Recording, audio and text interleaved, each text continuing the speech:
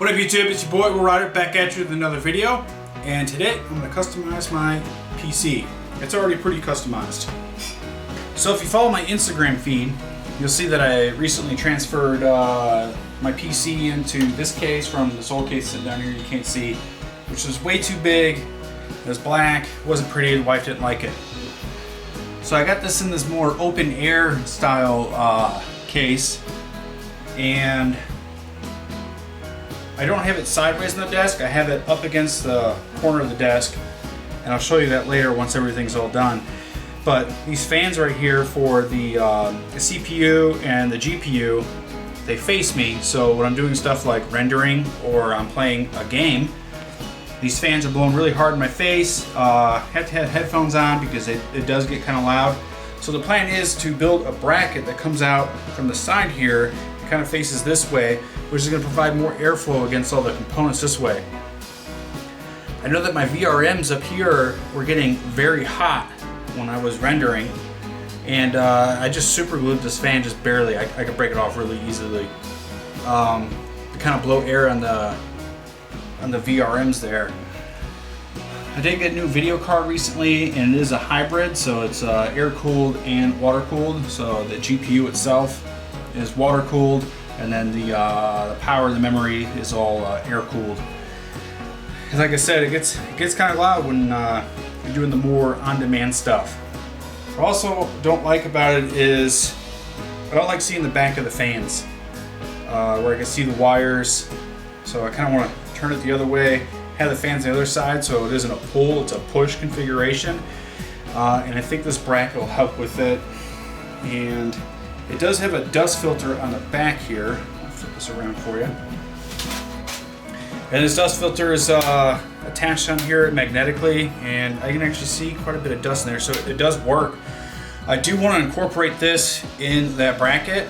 I ordered some aluminum, and aluminum, a non-ferrous metal, magnets won't stick to it, so I got to figure out how to make that work. Might just use some weaker double-sided tape or something like that. Oh man, it is dusty. So sit back and enjoy the video. It's probably going to be a voiceover because there's going to be a lot of loud noises. There's going to be CNC involved, drill press, bandsaw, lots of loud noises. So I think I'm just going to call the sound out of the original video and do a voiceover, even though I don't like doing those. So the first part of this whole thing was to draw it up. I drew it up in SketchUp thinking I could export it into easel, and then figured out that I couldn't draw it in or transfer this file over to easel. So using the measurements that I had, I kind of made a proximity, and I think I got really close. I mean, in the final product it came out really close to what I drew up in SketchUp, so I was quite happy with it. I should have chose a different bit, and you'll see why later.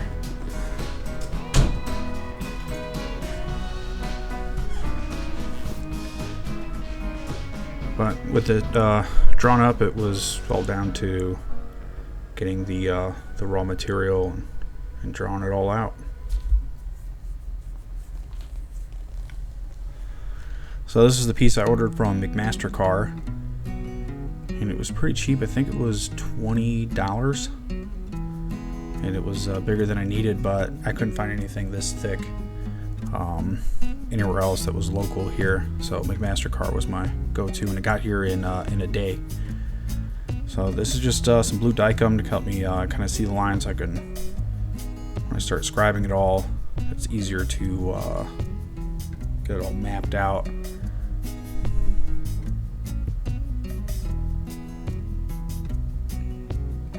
And it's 18 by 7. I drew that upside down because I'm so talented.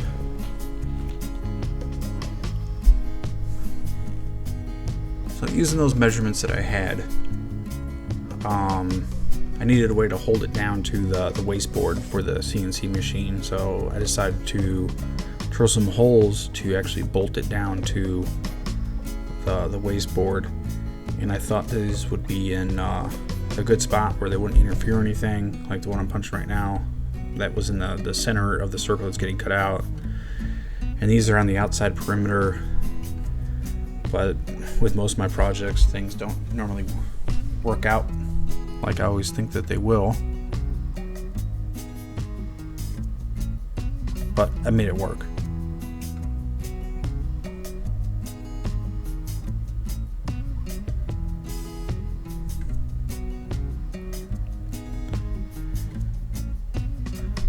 Oh, and those holes that those first holes I drilled that were on the right there, on the right side of the blue line, didn't line up with anything. And it turned out that the things in the C machine that I'm pulling out here, where the holes line up, they're not spaced out exactly. So I actually had to waller some of those holes out a little more for it to line up with the holes in the board. And here I am just torquing those down, make sure it's nice and tight. And I watched the thing in easel there, the simulation, to see the tooling paths, and the bolt that's down there in the bottom left corner where the machine started, the bit actually hit that little cap screw. And then after it finished this circle, it was supposed to go down, but on the left side of where those center bolts are, and it actually went down directly in line with those bolts, and the bit hit every one of those.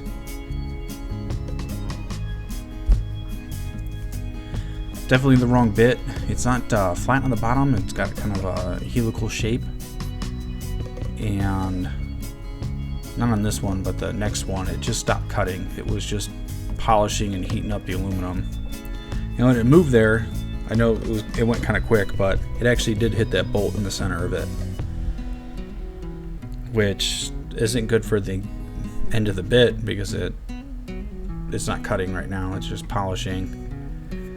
And at a point here soon, I decided that this isn't working. I'm gonna swap the bit out with a fresh bit, hoping that would help.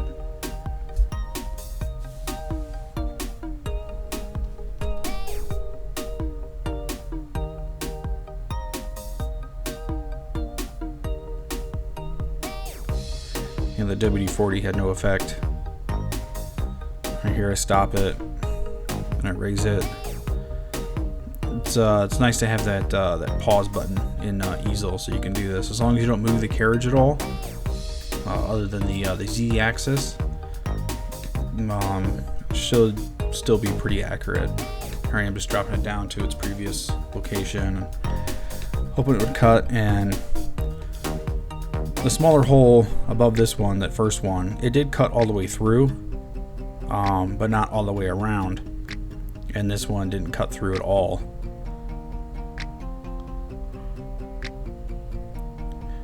Yeah, I just hit that bolt again in the center. Again, this is my last upcut spiral 1/8 inch bit, so I don't have another one to swap out with. But I did have some straight flute ones that I think would have worked a lot better in this application, because the flat bottom, when it plunges down, I think it would have been better at cutting.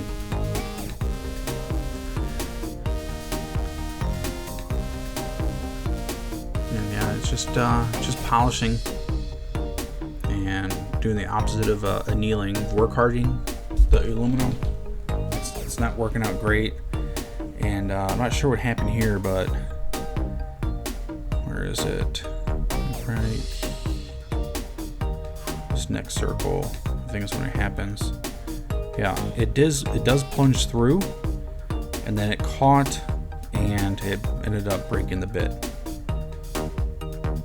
And this whole operation, I think, was 30 minutes long to cut my tooling pass, my feeds and speeds. I went kind of aggressive with it, kind of fast, because the original simulation, I think, said it was going to take 3 hours, and I don't got that kind of time. I built this all in one day.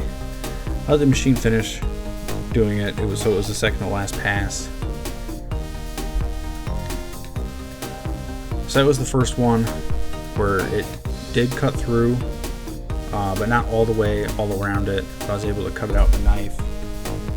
And then the other 2 circles, it was a different story. It was a little more than halfway through, but not enough where I could use the knife. I could poke it with it, but I couldn't cut it like I did that first hole. So what I ended up doing was taking one of my smaller chisels. I'll smash the lens cap there. I ended up taking one of the smaller chisels and just punching it out with the chisel, and then cleaning over the file. I had some issues on the bandsaw here too. I didn't have a wider blade, and the tracking on this, it was a big pain in the butt. I couldn't get it cut straight, and I'm not great with the bandsaw to begin with. Still something I'm learning to use. You know, I've had it for like 2 years, so it's kind of straight if you look at it from afar, but it's not good enough for this job. And then I remembered I had a table saw, carbide bit or carbide blade. So this made quick work, and this is what I should have went to from the beginning to cut it down to size. It's just there wasn't a whole lot of material to hold on to as I was pushing through, so I was a little nervous, and you could see all that aluminum shooting up. That's hit me right in the face, but I got my safety gurgles on, and I was all right. This is just cutting it to length. The table saw worked very well, very quick. Just got a lot of man glitter up in my face. And yeah, it did a very good job, and the burr on the edge was hardly anything, but I did clean up all the edges with a file, and then the corners I rounded out just a little bit. So I was figuring out how to bend that 90-degree angle I need on the end for it to be attached to the side of the computer case. And these are old pieces from the table saw that I had. It's angle iron, and just clamp it down real good. Set nice and straight in there, nice and square. And my initial instinct was to bend it towards me, which is what I should have did. But I ended up thinking that it'd be a better idea to hit it towards the table. This kind of messed things up in the end because I needed to bend the other way, so when I mount the bracket in the PC, you don't see where the screws are coming through. But it still looks fine. This is quite a bit of work, a lot more than I thought it would be. It's 96 degrees in the garage right here. I was sweating pretty good, and elbow and forearm were on fire. But it worked well. I thought that I was going to have to do some more work with it after I took it out of my little bending machine here. But I didn't. It was almost a perfect 90 degrees. After I did put it in the computer, I did bend it a little more to get it the perfect 90 degrees. But I think it turned out pretty nice. First time trying something like that. These are the holes for mounting it to the computer. I think it's a 3M by 0.5 thread is what I used. It's the smallest tap that I had. It worked well. I think I used a 2 or 2.5 millimeter drill bit as the pilot hole for these. A little loose. I think a 2 mil would have worked better than the 2.5. This is the paint primer. The computer's white, so thought white would be a great choice. I put 3 coats on there. It dries pretty quick. It was in the sun as I was painting, so I could see it well, but I moved it to the shade to let it dry for 20 minutes before the next coat went on. Here I am taking off the old stuff. Well, all this is getting used, just the old setup is getting taken apart now.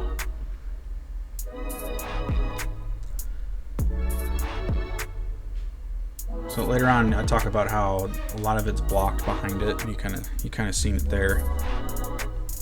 And you can see how dusty it is, even with the filter on the back. But that was the original plan, is to put it on like I am here, where you don't see the bend in the bracket, but then I realize that fan for the GPU cooler has to go on the top because that's the only spot that it'll reach. So I flip it back around. I'm disappointed in myself, but like I said, it looks okay. It just would have looked better. Maybe I'll make another one with some different feeds and speeds on the CNC machine and break less bits.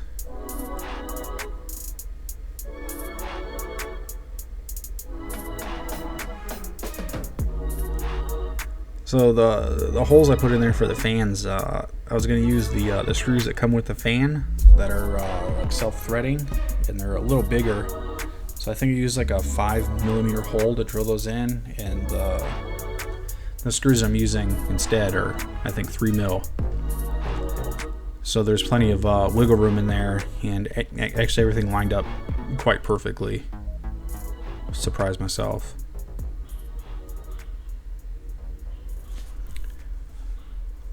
I think that's it for my narration.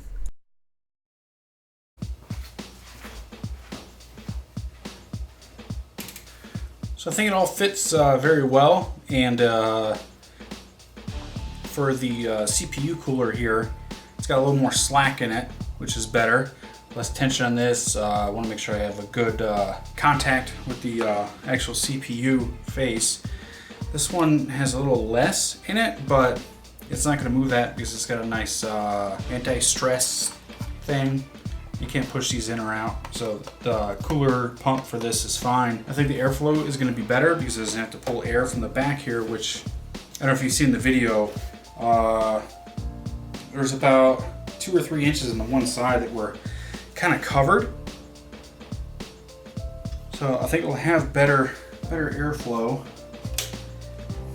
So a little flimsy, but not really. I think it's strong. And something else that's kind of awesome about this is I can do a push and pull configuration. I got room for fans on the other side. So if I was worried about temperatures, I think I can handle them quite well. Let's turn it on. What kind of airflow we got coming back here now? Oh yeah, seen how it was 0 before? That is much better. Unfortunate thing is, this will not cover up all the fans. So I'm going to make a custom filter to fit on the front here. I don't think it'll be enough content for another video. Even with the filter, I don't know if you see me blowing it off, or when I took it off, you could actually see all that dust in there. I'm happy with the project. So there it is. Still able to put the glass in the front there. Gives it a very nice clean look, especially when you clean the glass. Like I said before, it's kind of flimsy, but not too flimsy.